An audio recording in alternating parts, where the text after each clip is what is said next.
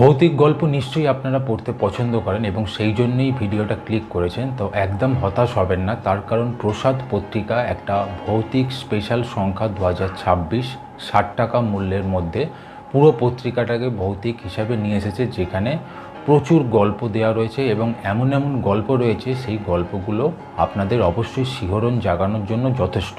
তো এবারের প্রসাদ পত্রিকা, সামনের ছবিটা দেখতে পাচ্ছেন কত সুন্দর। তো মূল পয়েন্টে আসা যাক।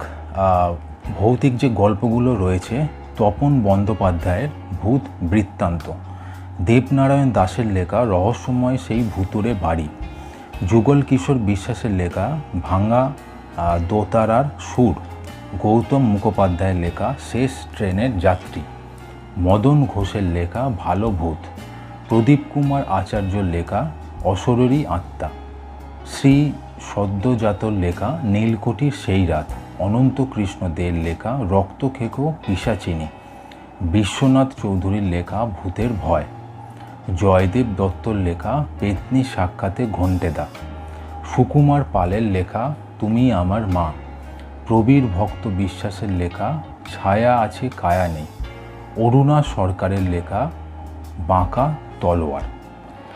তো এতগুলো গল্পের মধ্যে রহস্যময় সেই ভূতুরে বাড়ি, যেটা দেবনারায়ণ দাশের লেখা, এটা আমার খুবই ভালো লেগেছে।